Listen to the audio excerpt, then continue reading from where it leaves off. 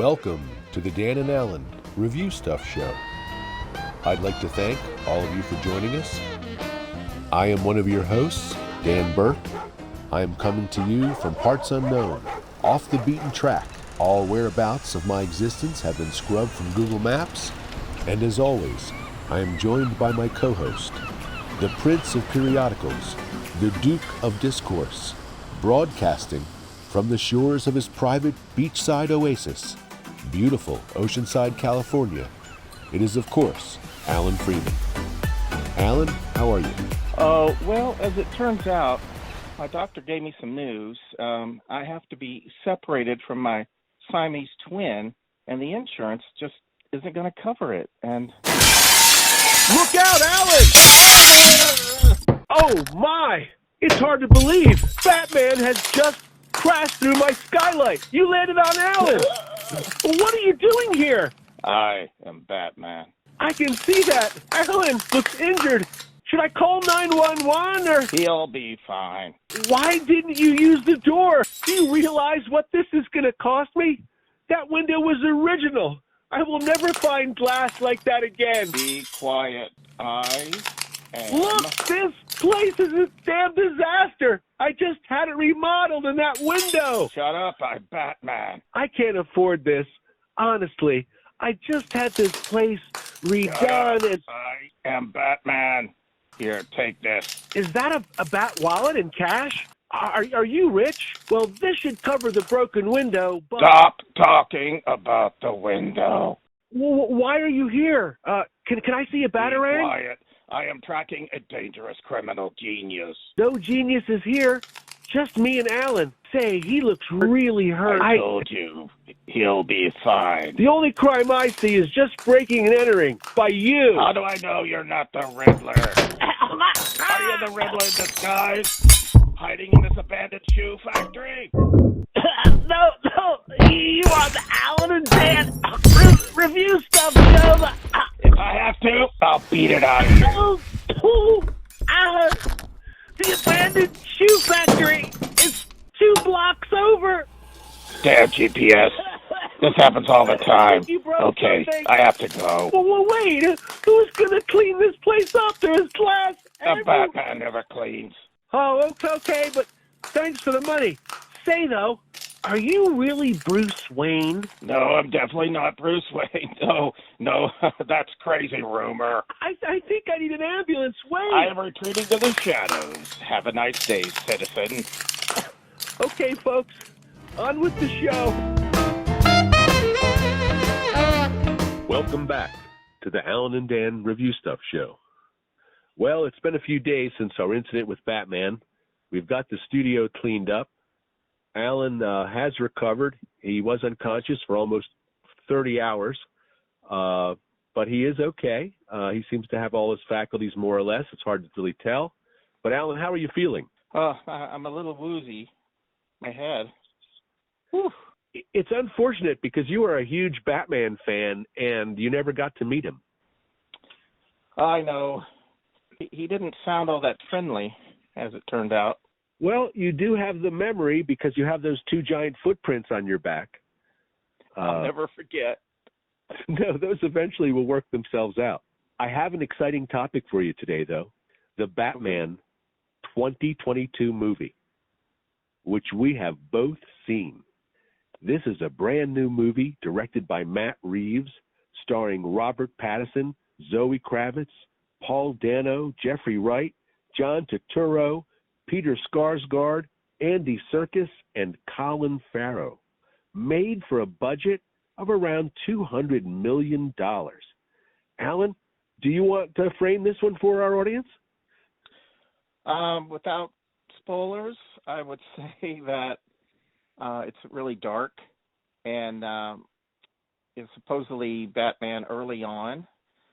He's only been working with Commissioner Gordon for a couple of years, and the different people, the mayor, or different people in the government start to be attacked, and so he and Commissioner Gordon go through different clues, and I was very impressed that Batman is actually a detective in this movie.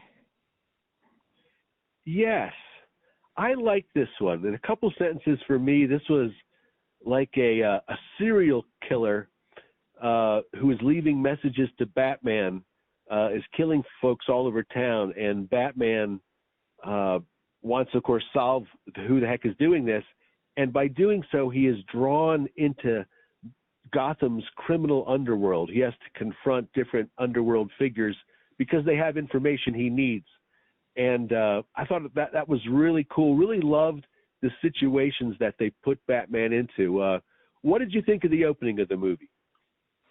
Yeah, I was really impressed. It had me from the beginning, and I really liked how dark it was, kind of gritty, and then he meets up with who turns out to be Catwoman. Yes, I thought she was wonderfully realized. I really enjoyed this movie. The tone was great. The cinematography was great. I thought the acting was great. Catwoman was terrific. Batman maybe says 10 words in the whole thing. He's basically just kind of moody and standing there. The action was really good. What I liked about this is if you sat down and said to yourself, I want to see Batman do like a checklist of things, and wouldn't it be cool if? And I think that's what this movie really brings for me is it puts Batman into situations that we really haven't seen before, more or less in the films. And we see a different side of him. Like you said, the detective thing. We see how he interacts with Jim Gordon. And right now I might mention a few spoilers. So if you are scared of that, don't listen. Batman escapes at one point, and I love that escape. Okay, you can come back. But that was a terrific part of the movie, just terrific. Anyway, that for me was the strong part of the movie. Was I'd like to see Batman in these certain situations and be this way, and he was. And the fights are terrific as he sort of is a really menacing figure who comes out of the shadows and seems to be overwhelmed by odds every time. But he, of course, he's Batman and he kicks ass. So some more of your thoughts. To give away a spoiler, maybe, I don't know. I liked, he was really, Batman seemed to be, so stone-faced a lot. And I was getting tired of that after a while. And I kept thinking there should be some point where he's acting more like a human, right? But that never happens. And the one scene where he really seemed to be excited and angry was one of my favorites, and that's when the criminal has been caught, and you can see him through that little window, and then they have that big long scene with the Riddler, and I thought, oh my God, that was just so good, and the way he was so mad, and he was trying to beat he was frustrated, and he's hitting on the door. And yes, that was a really smashing the glass. Yeah. Colin Farrell is unrecognizable as the Penguin. It is hard to believe that is him under there. He's terrific. I'm just wondering why they just didn't get a guy that sort of looked like that. But it is what it is. A handsome guy wants to play an ugly guy. I get that. But he was really good, and I loved the car chase with the Penguin. That was really great. They come around the car to kill him, and then the car starts charging up in the darkness, and you hear the engine go, and then the flames at the back of the car. I don't know what kind of engine needs flames like that. Right. Is it a rocket ship? So it's like a hot rod from the 50s. It's the only thing I could think of where they had flames, maybe.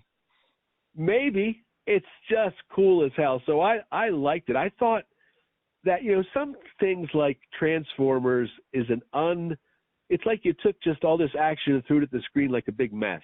And it's hard sometimes to even tell what's going on as shit is flying here and there. But the Batman thing was directed so well. Every second locked down so you can see each domino falls. And so that chase was terrific as Batman's chasing the Penguin. Man, that was just crazy.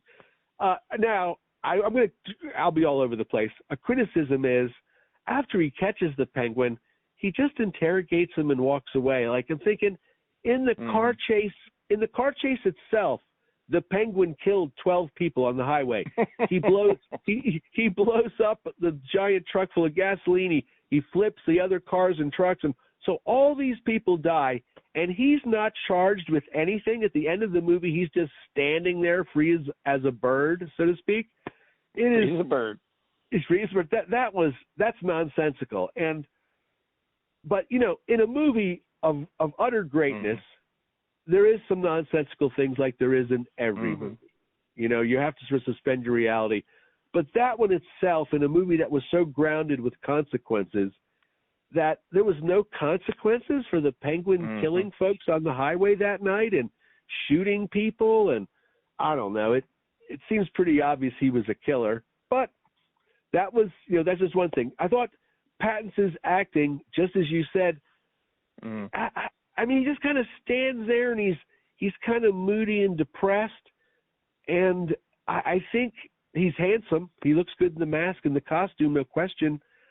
I'm just not sure if the writers could have given him more to do. So I'm not sure we can blame him. Well, I went to the movie with a friend, and he had a couple of good points, and one of them was that Pattinson acted the same as he did in those Twilight movies. He didn't say much in those either, and he was all kind of stiff and stone-like, you know. And moody. Emo is what my friend said. Emo Batman. Yeah. And, you know, even when he had the mask off, he had his black hair coming down into his face, you know, emo as well. Yes. The other problem was that my friend likes to dress up at cosplay as the Penguin. And so his big comment was that the Penguin just looked like a really ugly man, basically. He didn't have the monocle. He didn't have the top hat or any of some of the costume. At some point, for a moment, he had maybe a purple shirt or something on from a distance, but that was about it. Yeah. Robert Pattinson, if you saw him in that movie, what the heck was it, where you go back in time? The Lighthouse. No, not The Lighthouse. The other one. Yeah, he's in that. But the other one, the action movie that just came out, made by the guy that made The Dark Knight. Oh. What was it? Yeah, anyway, you travel back in time through some means or something. Anyway, he is extremely good in that movie. Tenet, that's it, Tenet. He's extremely, so charming, and his personality with the English accent and the way he moves and the way he handles himself, he's like a totally different person. He is a wonderful actor. I wonder if it wouldn't have been interesting to see him pretending to be Bruce Wayne. You know, where he has to actually, because guess what? You can't ignore everybody who talks to you. You can't ignore your accountants. You can't ignore certain things. You actually have to act like a human being at some point, otherwise you're screwed. Right. Yeah, so I thought that would have been an interesting take, because it turns out Pattinson can really act well. Yeah. I'm just not sure. They put him in a box for this thing and said just stand there, and that's what he did. Well, in The Lighthouse, he's absolutely fabulous. I mean, he is just fantastic, and that's where I really realized that he could act. Oh, when he is interacting with Catwoman, and it looks like they're going to have this romantic moment or whatever, that's when I thought he would be a person or act more like he has a personality, but he doesn't. And that's what really disappointed me, was he couldn't come out of that stone face for a moment with her, I guess. She in many ways is the best part of the movie. Yeah. She sizzles on that screen. Her acting is great. You really believe everything she says and does. She's fantastic to look at as she, walks to and from the camera a lot, And I found the connection between our Mad Max Fury Road and the Batman movie. She was in both of those. That's right. She is. She's riding in the cab with Furiosa. You're right. Yeah. She is great in this thing. I just super wonderful. I can't say enough good things about her. In fact, everybody in the cast I thought was cast correctly, and Paul Dano as the Riddler Boy, he Wow. is terrific as the Riddler. Wow. I like the first part where they capture him, the first part anyway. And that's where, there's another spoiler, but he's in that restaurant. It looks like it's right out of that famous painting of the restaurant at night. Yep. Then you think, and then they commit on him, and he's got his head turned away, and you think, what the hell's going to happen, right? And you have this tense moment, like they slowly move in the camera, and then they just take him away. I was like, that was leading up to some big event, I thought. I don't know. He is so good in this part. And again, we're going to go into a spoiler here, folks. Sorry. When Batman comes to see him in jail, there is a good 2 minutes while you totally think he knows who Batman is. And it turns out he doesn't. But the way the conversation goes, you, Batman, us, the audience, everybody, you are led to believe that he completely knows who Batman is. And that was totally unnerving as hell, wasn't it? Yeah. Wow. I love his little smirk on his face, like he knows what's about to happen, and no one else knows. He was so good. Yeah. And his voice, I've been trying to reach you. Like he does this crazy, insane voice, you know what I mean? Yes, he was crazy. So good. And what about that one of those last scenes where he's in jail and the other convict is laughing with him? Yeah. Yes, who looks to be the Joker. Yeah. The voice sounded familiar to me, and I couldn't pin it down. But that Louis Gaziamo, is that his name? It sounded sort of like him. Huh. It had a distinctive sound to it of some actor that I've heard before. One of the big choices in this movie was to shoot in the dark and shoot in the rain and keep it completely moody so that we come to believe and understand that Batman is a creature of the night and the shadows, as he states. And I loved that. I loved when he keeps coming out of the dark and so on and so on. Like, it's really cool. Like, I love that aspect of it. He seems almost supernatural to his enemies. I like that aspect of him. And he always appears out of nowhere, too. Like the Catwoman's like, why do you keep doing that? Yeah, how does he get behind you? Yes. And also, they'll look down for a second. I look back up, he's gone. Boom. Yep, that trick. Yeah. The costume, the Batman costume, was terrific. Holy cow. They did a really good realization this time. I thought the popped-up collar on the back of the cape was a great idea. What kind of car do you think that was? It looked like something from the 70s, all jacked up and turned into his Batmobile. I don't. That is a great question. It looked like several different cars had been glued together to make that thing. It was like a Charger but bigger. Yeah.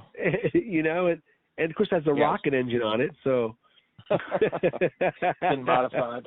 Heavily modified. Yeah, I loved all that. And I have one comment about Alfred. He opened the mail. It looked super suspicious, right? And he goes ahead and opens it. It looked even more suspicious and creepy. And he opens it again, and then it's blinking. I'm like, what a moron! Somebody needs to be screening the millionaire's mail. It's all due to one guy. He's cooking. He's cooking, cleaning, running the Bat Cave. Putting tires on the Batmobile. That's a lot of work for one guy. You know what I mean? Yeah. Then open the mail. I've never seen in a Batman movie him take so much gunfire point blank to his body. We see a lot of handguns, machine guns, shotguns being blasted into the Batman, and that is wild and scary and made the action much more visceral and happening, I thought. Wasn't that was that well done? The scene where it's totally dark and they're in that tiny room, and then those guys are just firing. You see that flash, you know? Yes. And he's fighting 4 or 5 of them, and they're all firing right at him like that. And you just see the thing coming and going. It's dark, and then it's light. And, oh, my gosh, that was really good. Yes, brilliant. Matt Reeves is a great director. He realizes some wonderful things in this movie. He really does. I love that part you mentioned, too. And he keeps the camera locked and fixed. Like, we're not, jumping around like the Bourne Identity for 65 shots for one, punch. Right. We see him, grab the guy, hit the guy 6 times in the face, then push the guy on the ground, hit him some more. Really cool. When he had like 5 or 6 guys fighting him at the same time, it was more realistic than ever, because in the others he would fight one guy off and then one guy off, one guy. Well, this one he kept getting hit from behind, because you can't fight them all off at the same time. Not really. So That's right. Looked real. Yeah, he kept getting hit from behind. Yeah, I love that. Here's another thing I thought this movie did really well. And this is a criticism of Marvel movies, Black Panther specifically, and others.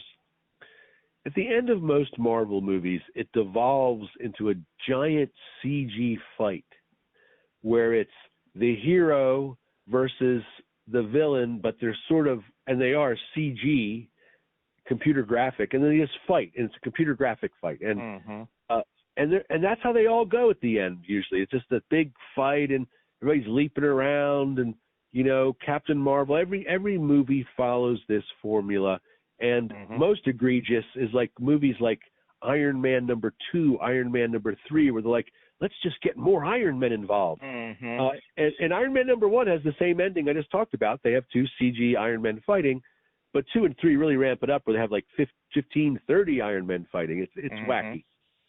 This movie doesn't do that. This movie, more spoilers, becomes a disaster movie in the final act, and Batman, from rather than being the person who's punishing folks and meting out vengeance, is trying to save people's lives. He's now acting as someone who's trying to help people, and that is exemplified when he puts out his hand to the little kid, and reaches for him. So Batman goes through a transition. That's Batman's journey in this movie, where he starts off as a pissed off guy about vengeance, and then he meets other people who are pissed off about vengeance, and he says, maybe this really isn't the right way to go, and maybe helping people might be the way to go. So I thought that was a great thing. I really liked that about the third act, that instead of being a CG fight or whatever the hell it could be, a car chase, whatever they're going to do, they made it into that. I thought that was interesting. I know a lot of people are probably not going to like that choice because they wanted a fight. Yeah. But I thought that was kind of interesting. Yeah, I thought that was kind of interesting. What did you think about that? The scene where it's flooding, the city's flooding, and he's carrying the person, the kid, girl, whatever, and he carries her all the way over, puts her in the gurney, and then they signal, and it goes up in a helicopter, and I mean, they spent some time to show you that he's helping, Yes, yes. Beautifully photographed, too. The scene where he's leading the people in the water with the flare. Oh, yeah. Just gorgeous stuff. In reality, I'm not sure how many people he could save, quote unquote, as it seems like everybody drowned in that room. There was a good couple hundred people gone, I think. But yeah, that's, on the other side of that, besides the dead bodies swirling around you in the water, which we didn't see, it was pretty good. I think what happened for me with this movie was they let the killer be a killer, and they really did scary, stuff with him. It was almost like the movie Seven. It was that scary. Yeah. And yet Batman had no teeth. When he finally catches the criminal, like the Penguin, and that was the most egregious thing I've ever seen, he just walks away and says, okay, thanks for the info, and they leave. Like, that's not how anything works. That's not how it would go. Like, I don't know. If Batman's willing to go down the highway 200 miles an hour past the wreckage of the dead bodies just to catch the penguin and let him go. It just doesn't make any sense to me. Anyway, I'm sorry to bring that up. It can be like the regular police when they chase someone through L.A. for 2 hours. They're not too happy when they finally grab the guy. No, they're not too happy at all. Ain't that the truth? Wow. You are so right. They're not happy about that. What you just said, the times he seemed to be really amped up. Remember when he shot himself with some kind of adrenaline stick in his leg or whatever? And then he beat the guy almost to death, and that's when he was really showing his teeth, right? But it's sort of at the wrong moment compared to what what you're saying. He should have done that to the penguin, right? Yes, he should have done that to the penguin. Not to one of the thugs, So more spoilers. What I loved, as I was stating in the beginning of the show, is that they bring us scenes we want to see. We see Batman at a crime scene, investigating clues, walking around the other policemen. That was fascinating. That was so Sherlock Holmesian. Yes. Loved and that. his little trick about his eyes with the another spoiler. Yeah. Yes. That was really good. That was really good. The other thing I liked is when he goes to the nightclub and he says, "Do you know who I am?" And then the two guys come out thinking they're going to beat him up. Uh-huh. And then he goes into the nightclub and proceeds to beat the shit out of everybody who gets in his way. That was just fantastic. We've been wanting to see Batman go into a nightclub forever. And just beat all the thugs up. Yeah, he didn't do it as much fun as John Wick did. In the first John Wick movie, John Wick goes into this nightclub, and it is probably the best nightclub scene ever. Not jumpy camera, that crap. You just see, John Wick kill one guy after another as he's hunting this poor bastard through the nightclub. And this is a lot like that. They're trying to do that with this. That was better, but this was pretty good because it was Batman. And I love when the penguin goes, "Whoa, sweetheart, so they're everything they say you are, aren't you?" You know that one? He's just about to smash or put a spike in his face, whatever the hell he's going to do. Just wonderful. Just wonderful. What did you think of Jeffrey Wright as Commissioner Gordon? Oh, yeah. Yeah, he was good. He kind of downplayed it, too. I mean, he was always serious. Yeah, I thought he was he's a great actor with a great voice. And I thought that he was a really good addition to the movie because he is basically the one who's talking for Batman the whole time, in a weird way. And I really like that scene, spoiler ahead, where they're in the police station and you think that maybe Gordon has turned against him or something, and then he turns to him and starts whispering to him, "We need to get you out of here." Yeah, that was good. That was really good. So good, leading to his escape. "You're going to hit me," and he's like, "Yeah, you're going to go out the back door and all this." Yeah, that's what I mean by grounded. Like that scene made sense, and that's why it didn't make sense in the Penguin scene because that made sense. Like, how the hell are you going to escape from a police station? How would it be done? Yeah, you'd have to have someone helping you. I loved all the little moments where the police constantly were saying, "Batman, you can't come in here," right? And then they look up and go, "I can't stop this guy." Yeah. What am I saying? And then they just start helping him. "Well, you could look over there." Another part I really liked was the callback when Bruce Wayne goes to the exact same door as Batman and says the exact same sentence. "Do you know who I am?" That's all he says, and they let him in the nightclub. I thought that was a wonderful writing. And these guys have no idea he's Batman, of course. It never occurs to them.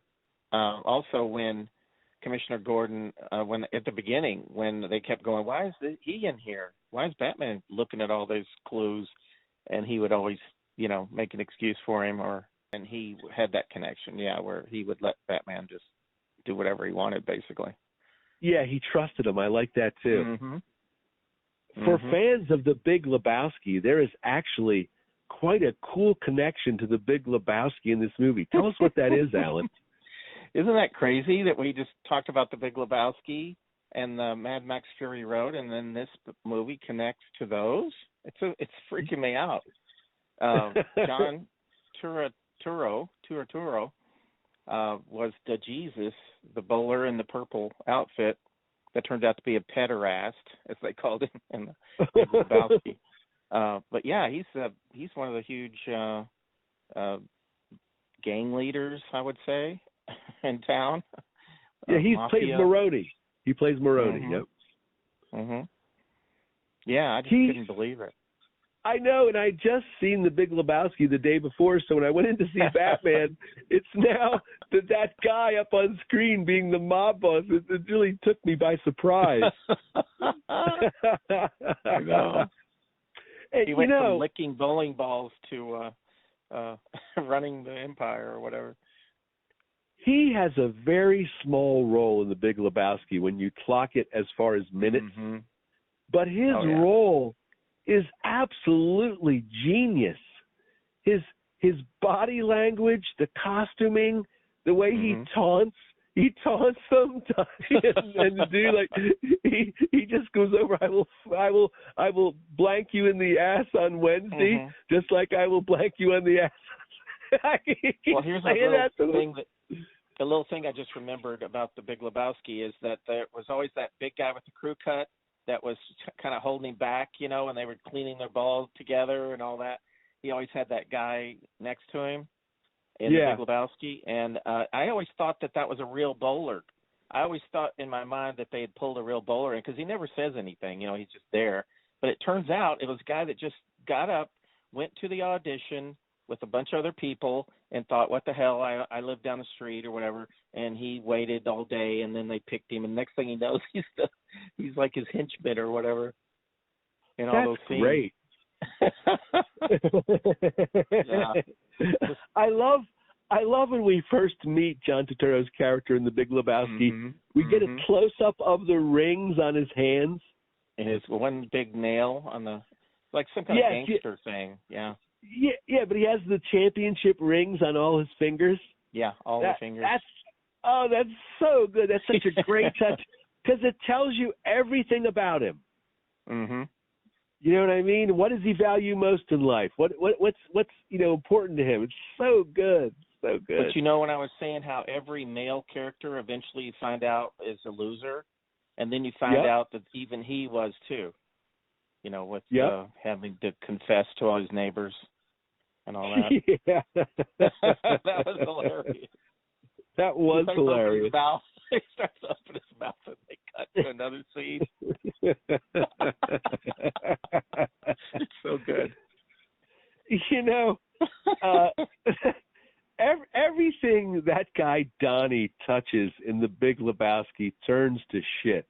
There's nothing he does right. When they're supposedly putting Donnie's ashes into the ocean, he opens up the coffee can and it just spreads all over him and the dude. I love never how goes near the ocean. Walter goes over and tries to wipe it off of the dude, and he's like, "Get away from me!" He's covered in Donnie's ashes. They're all over his glasses and everything. I'm sorry, dude. I'm sorry. Yeah, he is so messed up, that guy Donnie. I have to say, I really wanted to see that bowling match. I am very disappointed that was not part of the movie. Yeah, and they kept that phone call that came in, and he was listening to the message. It's so funny. And they're like, well, you can't pull a gun on other people during the league play and all. Oh, my God. So funny. Oh, Alan, it's kind of hard to remember, and you have to watch it a few times, I think, but there is a giant chunk of that movie that takes place in the bowling alley as far as minutes. As far as minutes burned, I think we're in that thing for at least 20 minutes of the film, wouldn't you say? Yeah, they keep going back. And the opening you're there. I mean, all of it. You know what I mean? Uh-huh. It's Yeah, the that's where roots they're of the really whole character movie. building. A lot of character building going on between the three. It's funny that Donnie is never allowed to talk. All that John Goodman says to him is, "Shut up, Donnie." That's all he You're out of gets. your element. You're out of your element. He's never allowed to talk or to express an opinion. You know what I mean? Like, Yeah. Oh, and I love when he has his heart attack. They're like, somebody shot him. He's, no, nobody shot him. He's having a heart attack. We got the choppers coming for him. He says he still thinks he's a Nam. Oh, jeez. Oh. So let's go back to the Batman before our audience forgets what the hell we're talking about. True. Anything else you would take away directly from the Batman for people? I just think it needed a little more personality. It's one thing, and I was buying it for a good deal of the movie, that he's stern and tough and stone-faced and has very little to say. I'm like, that's cool. He's a cool dude, right? He's badass. But then after a while, the third hour of this, it's wearing me out, and then I'm just tired. But that was another thing I was going to say is 3 hours. Really? Did you think it needed to be that long? No, I did not think it needed to be that long. I thought we could have cut it down to a 2 hour, 15-minute movie quite successfully, I thought. And I would have liked it a lot more, I'm sure.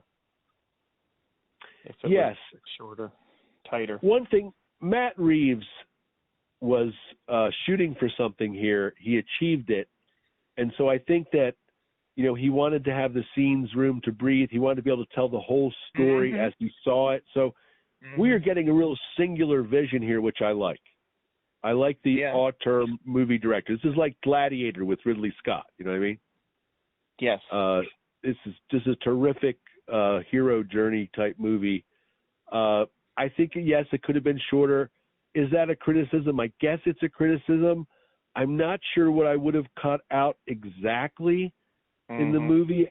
But, when you're making all the thousands of choices you have to make for a movie, this is actually very successfully done. You know what I mean? Yeah. It's because Batman, as George Clooney proved, you can spend $200 million on a Batman movie, and it can be goofy as hell. It can be silly, looks dumb in the costume. Why is he here? There's a lot that can go wrong in Batman. A lot. And this didn't do that. I loved the new Batcave. When he motorcycles into the Batcave for the first time, I loved it.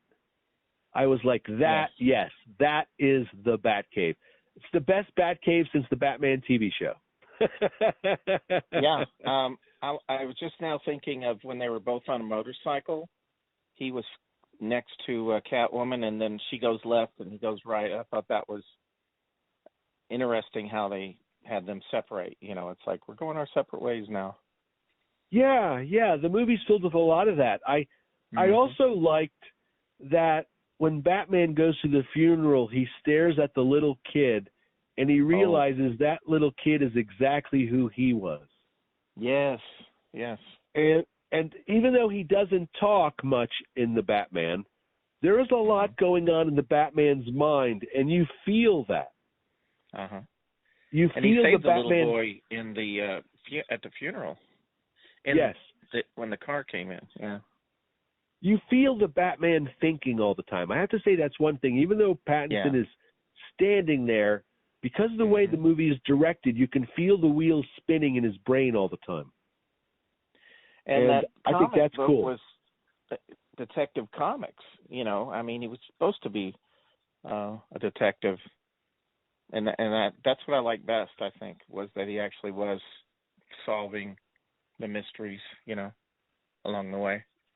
Yeah, I thought that was really interesting. I think the most Christian Bale did is he pulled a bullet out of the wall and had it reconstructed graphically so he could get a fingerprint off it or something. I think that was the detective work with Christian Bale, which was interesting.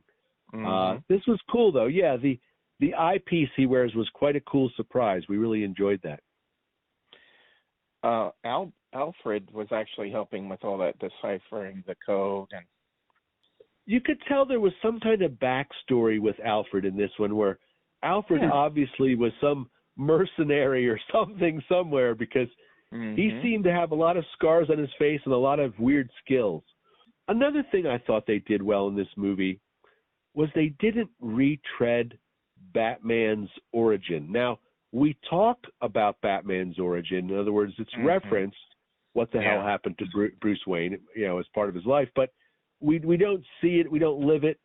And after seeing like so many movies where they do the origins over and over, I know. This was a huge gift to be in like the second year of Batman's run as Batman. It was wonderful to be there. You know what I mean? Brilliant point, because I can't tell you how bored I am with them showing that every single Batman movie. You got to see how his parents were killed and all that jazz. You're right. And can you explain to me exactly what that was all about when they were talking to him about, I was part of the gang that was hired, or I hired the gang that was supposed to kill your parents, or what? I wasn't clear on what was going on there. They were trying to explain some stuff. Yeah, I caught that. So Bruce Wayne's dad is running for mayor. Yeah. And his wife is a suicidal depressive. Mm-hmm. So Bruce Wayne's mom was a suicidal depressive. Mm-hmm. And back then, at that era, if that came out in the press, it would have ruined Bruce Wayne's chances. Thomas Wayne's chances to be a mayor. So he hires Maroni because Maroni owed him a favor, because he did heart surgery on Maroni and saved his life. Oh, yeah, right. He charges Maroni with talking, quote unquote, to the reporter to not write the story. But instead of talking to the reporter, Maroni kills the reporter. Uh-huh. And so that makes Bruce Wayne culpable now for the murder. And that's the big secret of Thomas Wayne in the movie. Right. Yeah. I like this thing. I'm going to go see it again at some point. Mm-hmm. 3 hours is a long time. I thought the first two acts, even though they had that penguin part, which I'll never get over, I thought the first two acts were really, really great. Third act was great too. I'm not faulting. I'm just saying that giving us what we want, from the fights to the Catwoman to the murders, the Riddler is relentlessly creepy. Yeah. And leaving behind these cryptic clues, and he's scary as hell when he's murdering the folks, isn't he? I mean, he's like, when he looks like he's killed him, but he comes back and he sits on him, and then he pulls that tape, and you're like, what the hell is happening? Yeah, it's scary. He's scary. He's a crazy sadist, and the first murder where he's standing behind the guy in the room, he's just standing there. Oh yeah, everybody that jumped when they saw that. Yeah. Yeah, and the big goggles, whatever the hell, the glasses, whatever the hell's on his face. It is so weird. One thing I just remembered is they walk in and they see the guy's dead and his face is all taped and he has the words on his face, right? And they go over to the criminalist and they go, what happened here? And he's only been in there for, probably 15 minutes. He hasn't taken anything off of the guy's body yet. And he gives him a complete rundown I'm like, wow. He's been beaten and he's been this and he's been that. I'm like, how you haven't even pulled the tape off? No kidding. It takes autopsy people forever. Yeah, James. He just walks in, well, here's what happened. And somehow they knew, like, the one guy was injected with rat poison. That would take a full autopsy. Yeah. Oh, I like the thing about the carpet tool. That was interesting. I thought that was nonsensical. There's no way you would do that. It was his clue to pull the carpet up. Yeah, that's not a clue. That's like me killing you with a frying pan and all the clues now are in the kitchen. You know what I mean? That was right. And it just happened to be a guy standing right there. He's the only guy I saw, a policeman, And he goes, "Oh, that's a whatever tool that does a tucking tool, and it does this and it does that." I'm like, "Come on." See, most people don't have a clue what that thing is. But he had to say, "Well, my uncle's friend or whatever put some carpet," and I was like, "What the luck of Batman to have this guy just happen to be there." Frankly, since he is the Batman, and I think it's taking place in 2022, this film, it didn't seem to be in the past. Batman could simply do a Google search for what the hell that object was, and you could find out in about 2 seconds. That's true. And I was trying to think yesterday after I saw it, I kept thinking, I wonder what time period this was supposed to be. Well, the only clue I really had was when the guy had the cell phone. It was an iPhone taped to his hand. And I thought, oh, that has to be pretty current. You're right. That's a very good observation. That brings it up to modern day. Even though evidently Batman bought his car in 1965, he definitely... Everything else in the movie was trying to be farther back, It seems. I'm gonna put a photograph in our show today of a car they've just released. I don't even know who makes this car. I wasn't able to find a model on it. Uh-huh. It might be a Chevy or it might be an Acura. I don't know. But this car looks like the car Batman would drive in 2022. Wow. It is an amazing concept car. I'll send you the picture after the show and you'll agree. It looks like a razor blade with wheels. It is so cool. And yes, I think the Batmobile in this movie is awesome. They make it awesome. But it is definitely not a car that we've seen in the last 50, 40 years. Well, to me, it looked like my first car I ever drove was a Chevy Impala, and it was big, square, like a tank, and it was almost as big as a tank. And that's what it reminded me of when that car Batman had was big, square, like a Ford or something from the 70s, maybe. Yeah, something from the 70s. I was thinking in the movie that does Batman drive up to the crime scenes and then park his car a few blocks away, or is the motorcycle hidden in the shadows all the time? Because after the very first scene of the movie, he's Batman, he's doing detecting. We are now outside the building, and Commissioner Gordon is chatting with the other policemen, and we see Bruce Wayne about a block away on his motorcycle watching. And so I guess he drives into town as Bruce Wayne and then changes his costume in town and becomes Batman. Where does he keep the costumes? Anyway, right. I had some questions after that because that was a quick change. He was out of that room. There were some other scenes where he was fighting or doing something, and all of a sudden, out of the dark comes the car. It's coming at you, and it looked like the movie Christine, where you see the grill and it's coming forward. And I thought, where did he park, and how did he get there so fast? But he's fast anyway. You know how he just disappears. So it's unexplained. When I check into a hotel, let's say I'm on the 5th floor, it takes me a good, I don't know, probably 8 minutes to get from the lobby to the elevator to my room. It takes time. In this Batman movie, they are constantly meeting way up on the top of a skyscraper, which evidently is being constructed. Right.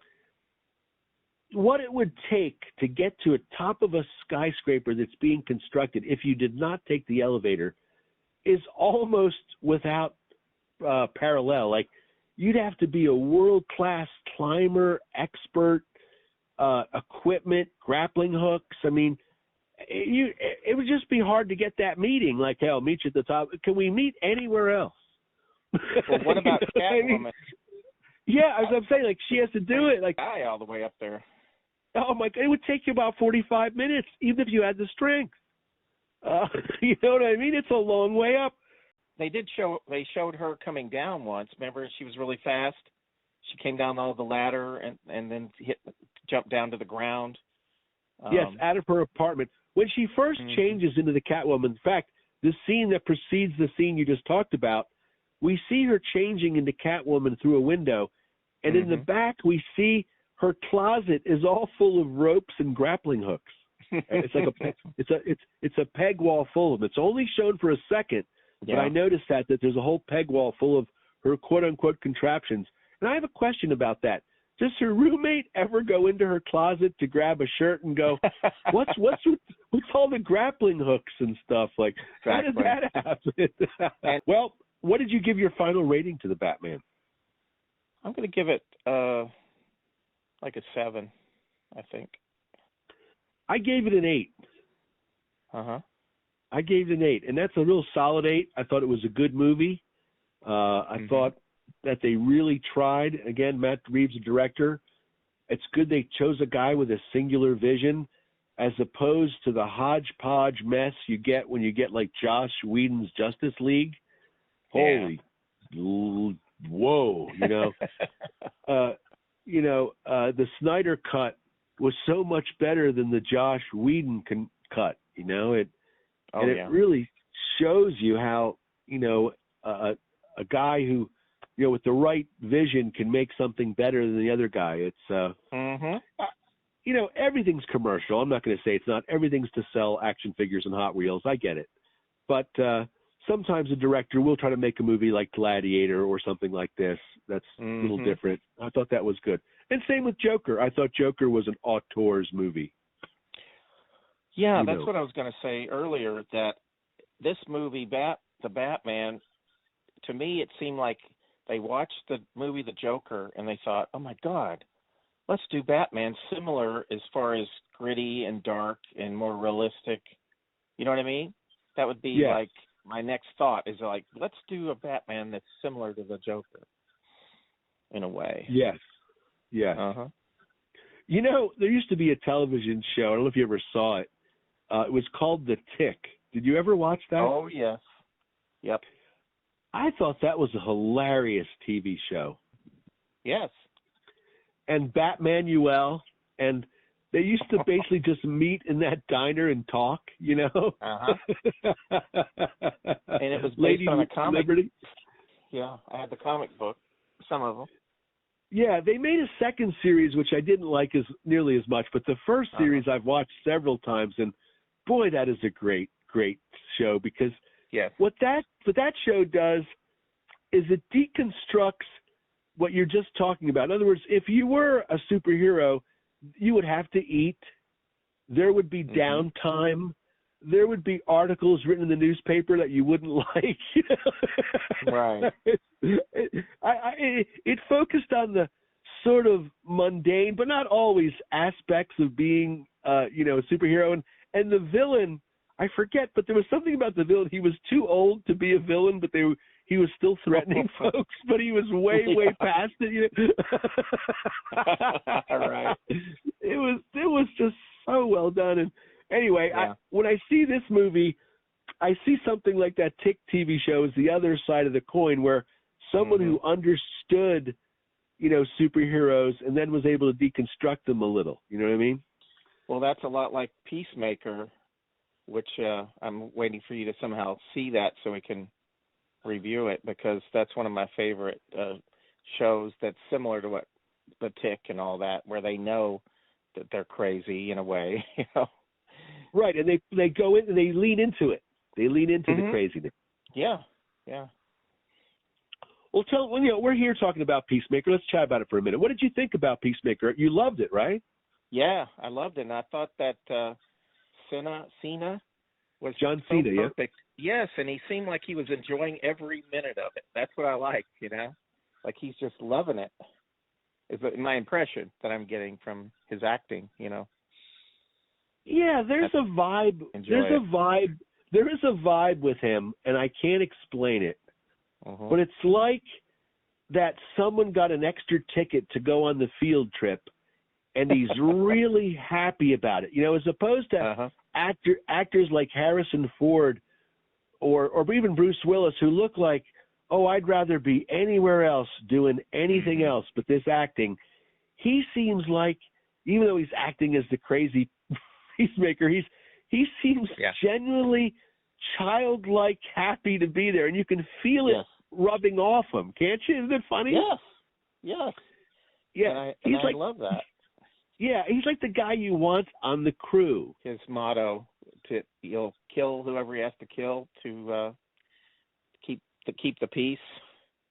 Yes, it's great. I thought that show, I saw some scenes on YouTube of it.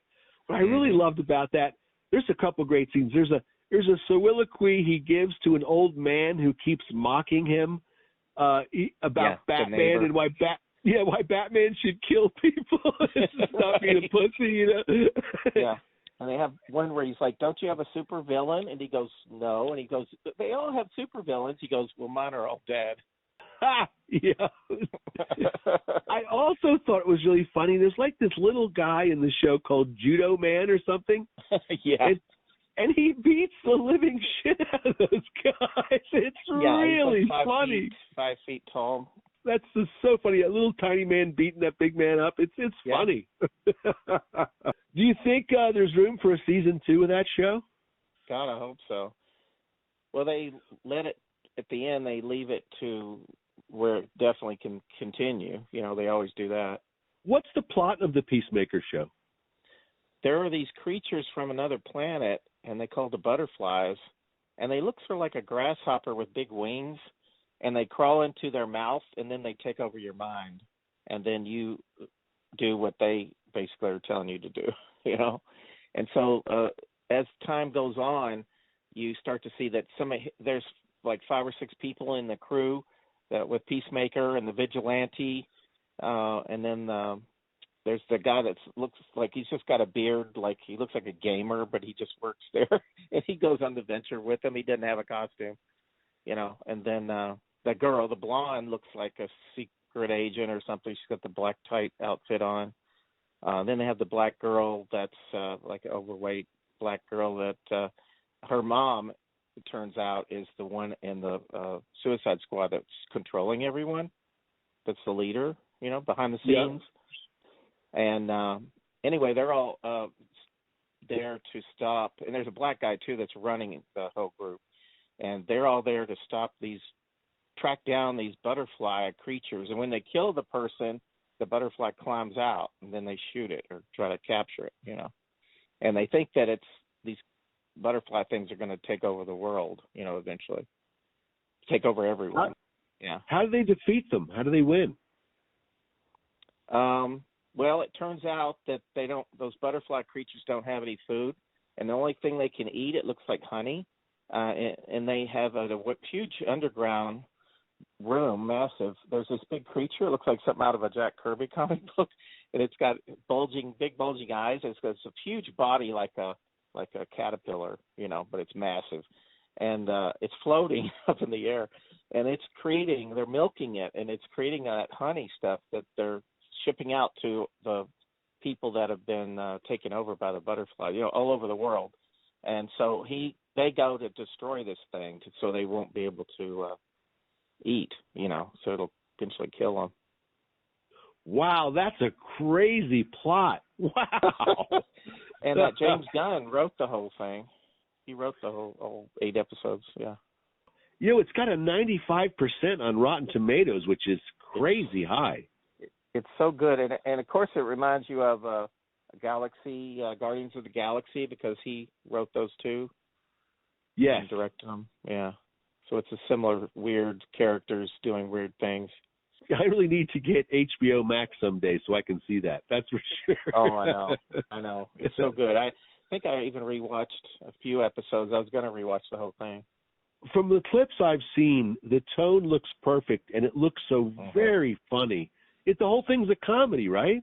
Oh, yeah. And it reminds me of what you were saying about the Tick, where you see them in downtime. You know, he goes to his house is a bombed out trailer, old trailer, and he's painted red, white, and blue, sloppily, you know. And it shows him in the trailer, and then the Vigilante was his neighbor or something. And the Vigilante is just totally insane. He's sort of like the Punisher, but funny. You know what I mean? Yep. If you can imagine that.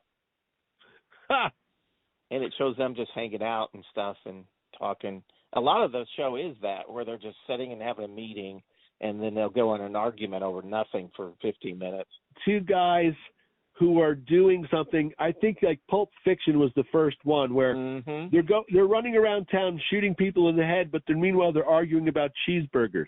You know what I mean? Exactly. Yes. So yes, just like that.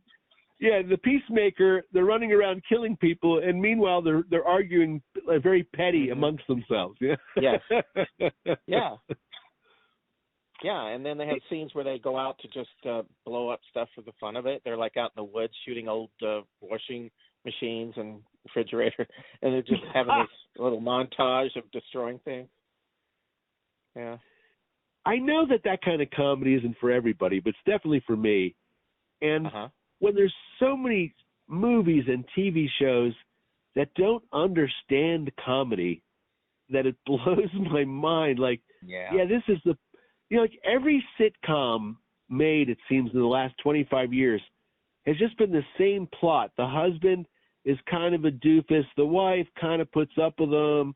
You know, she has to, he can barely take care of himself when she's out of town for 2 days because he's such a doofus. You know, it's just, there's no funniness. There's no tension in those shows. It's just the joke about, well, what will Dad do now? You know, it's just awful. And but I was just thinking how many years that's been going on, where the dad, you can attack the dad. You can do it in commercials and TV shows. You can make him look as stupid, idiotic as possible, but don't do it to the mother. You know what I mean? How many years has that gone on? 30, 40? Yeah. It's not funny. And yet that's the formula. That is the formula. There was a show called, well, I don't know if it's still on anymore, called Superstore. And that guy, I can't remember his name, but the thing about Superstore is it's a master class in how not to be funny. There's a couple moments of tension where they have their characters bouncing off each other where it works. One is insipidly stupid or self-possessed, but for the most part, it's not funny. Like I said, there's 2 or 3 episodes where they're written correctly, and it works, but the rest of it isn't. And my daughter and I watch that show, and every time we watch it, we deconstruct why it wasn't funny. Wow. Because there's certain tensions, conflicts, but they don't use any of them. I don't know. It made the show very bland and unfunny because of that. And when you come across a show like Peacemaker that gets it, that can be funny, it just works so well. It just works so well. Have you ever watched this TV show, What We Do in the Shadows? I've heard a lot about it. I know the guy that created it, and I think he's in it too, right? The same. Have you seen the movie? I've watched part of the movie, maybe half of it. I've seen the movie about 10 times, and I've watched all 3 seasons of the television show at least 4 times. Yeah. So I am versed on this show. I give this show a 10 out of 10. Waika Waititi is the guy who makes it. Yeah. And it is brilliant. The movie is brilliant. And in a couple of sentences, it is just what we were talking about. It's a comedy about vampires living in the modern world, but it shows us all the mundane crap that vampires have to do in order to survive, like the getting rid of the bodies, the cleanup, and so on. And the shows are so brilliant. I didn't realize, you don't realize when you're first watching them because each episode's self-contained, an adventure, fun ensues. But each show actually builds upon itself and world builds. And so when we get to season 3, there's a character called Nandor. And season 3 is about Nandor's loss of identity and how he tries to redefine himself in the modern world. You don't realize that, of course, as you're watching each hilarious episode, but that's his arc over season 3, and it's brilliant. And there's another guy who has an arc in the show, Alan. He has a henchman, the guy that helps the vampire. What do they call them? Familiars? Or whatever the hell they are? He's like Renfield, basically.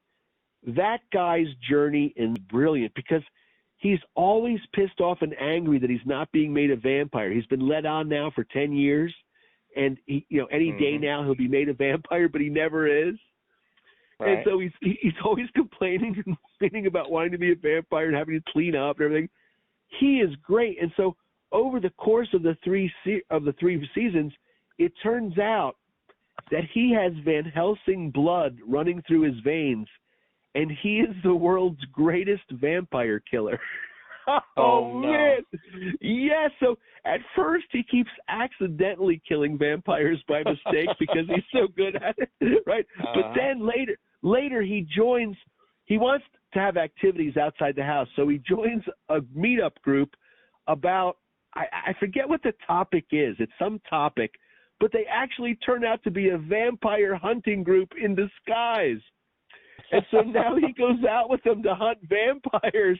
Oh, and they all get slaughtered except for him.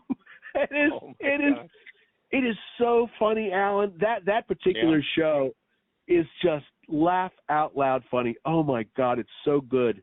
Anyway, I cannot recommend What We Do in the Shadows, the movie and the television show enough. The television show is brilliant, just the best thing on TV. And I think it's on Hulu, which I believe you just signed up for. Yes. Okay. Yeah, I'm still watching Pam and Tommy, which is very good. Tell me what your initial thoughts about Pam and Tommy that you finally got to see now. What do you think? I probably watched. It's still ongoing, right? Because it's up to like episode 7 or something, and it's just amazing. And I love how it starts out with Rogan as the carpenter. Like, who thought that up? You know? It's so brilliant. Yeah, it's brilliant how it leads up to what he ends up doing, you know, and gets his hands on the tape and all that stuff. Wait till you see what happens. Wait till you see what happens to him. I'm not going to spoil it for you. I just got to where they got married, that episode. 4 days later, I thought it was hilarious when he's talking to his friend. Tommy's talking to his friend. They said, no, we haven't made love yet or anything. I'm going to wait until we get married. And it's like that the next day. Yeah. he's gonna wait, you know. The character of Tommy is so vapid that he has so little self-awareness. I know. It's amazing. He just does what he wants when he wants. He kept changing his mind on what he wanted for them to build, you know. And it's like handing a child a blank check and saying, you've got all the money, now what, you know? Yeah. And I could really associate with how, you know, they kept asking for the money, and he's like, I got money. Do I look like I don't have money? But they never could get the payment. You know? He would just say, whatever, money's no object. Didn't I tell you money's no object? And they're like, yeah. They're still not getting paid. Yeah. How many clients have you and I had where extracting money out of them, it would have been easier to pull teeth out of their head than to get $1 out of their wallet? Yes, and I can really associate with that. And it is exactly like that. They will mock you. They'll be like, well, how dare you ask me for money? Yeah, I told you. But you never see any of the money. Right. And then he wouldn't even let him get his tools when he came back. And he's like, nope, that's mine now. What do you think of the actress playing Pam? Oh, yeah. She's so good. Wow. She'll do anything, right? What a transformation. Have you seen the real actress? Yeah, I know. It's wild. What I know, body prosthetics, everything. I mean, it's amazing. Yes, they're really excellent. As I always warn people, Pam and Tommy is not a show for children, ever. No. Never. In fact, I think you should be in your mid-40s till you watch this thing. There is more full frontal male nudity in this movie than you will see in any other film, bar none. Would you agree? And there's some waist-up nudity on her, too. I don't mind that, but let me tell you, the male full frontal thing that goes on for a good 10 minutes, they could have cut that down. Yeah, after that, they started trying to show him as much as possible. Let's see. Every little moment. Yeah. Him in the Speedo for the first episode, he's wearing a thong Speedo the whole time. Oh, man. You have to show his tattoos off, you know. Oh, and I think in real life, the real guy has way more tattoos. That was just the minimum. Yeah, in real life, they're like full color. You know? And he has mayhem across his stomach. It's like 4-foot type, or 4-inch type. It's nuts. Yes. Oh, yeah, he is crazy. And, interestingly enough, I've heard a rumor due to, as you know, I have to do a certain amount of public notice type things on my show, or on our show. Otherwise, we lose our license to broadcast. And I've heard that we may be able to get Tommy Lee on our show in an interview at some point in the future. Oh, so, wow. Yeah, looking forward to that immensely. So you've seen Pam and Tommy. You liked it. That's awesome. I liked it too. Mm-hmm. We'll discuss more of it when you get to the end. Okay. Because a lot more happens in that show. A lot more. Yeah. And I think it's wonderful. I really liked it. It's an adult show for adults, but I have to say, of what I'm watching right now, it's my favorite thing. Really? Yeah. What's your favorite thing? Reacher, right? Yeah, I guess so. And stuff you've been watching lately. Was somewhere between Peacemaker and Reacher, yeah. Okay. Uh-huh. Well, two good shows, though. That's good. That's a pretty good score. And Pam and Tommy is really well done. I mean, you're really sucked in, and they're letting everything go. It's like every scene they just do whatever they're asked to do. Yeah. Loudly. I like how we see the story from all these different points of view. Mm-hmm. And who knew that they were stupid enough to borrow $50,000 from a mobster in order to make VHS tapes? You'd have to be. Have you gotten to that point yet? I just got to where they were trying to sell it, and they went to different people, and they said, "Do you have the rights signed to you?" And they go, "No," and they said, "Get the hell out." All right, that's coming up next. They figure out that nobody will do it with them, so they have to do it themselves. So they go and borrow the money from a mobster. Woo! What a dumb idea that turns out to be. Well, they don't seem all that bright anyway, at least, There is so much to this story, how he stole the safe, everything. I mean, there is a lot of levels to this story. I was fascinated by it, frankly. It's too bad that it's only 22 minutes once a week. That's a terrible show model. They should drop this whole thing at once so people can watch it, because it doesn't make any sense when it's cut into pieces. I have to say, I do enjoy all the commercials, the car commercials and pregnancy tests. Yeah. Love it. Hulu is vicious, aren't they, with the commercials? And that's the first time I've watched commercials, I swear, in 15 years. I'm not kidding you. And that's the paid service. That's the paid service. I don't get it. You're paying for commercials. It makes me as angry as the first time I went into a movie theater, sat down, watched some trailers, and they showed a Dr. Pepper commercial. I was so angry. I paid money for this. But evidently no one complained except me. I'm the only one that got angry. Everyone else is like, give us more of those. No kidding. And they've been running that same M&M's commercial for like 30 years. It's older than my children. I turned to my friend and I said, how many years has that been on? He goes, I don't know. It's over 20 years, at least easy. 5 years, but yeah. Over 20. It's nuts. We can't do another one. Alan, I'd like to thank you and all our listeners for stopping in today to the Alan and Dan Review Stuff Show. It's always a pleasure. It's always a good time. It's always a party. And we hope to see all of you next time. It's been a blast. And have a great day.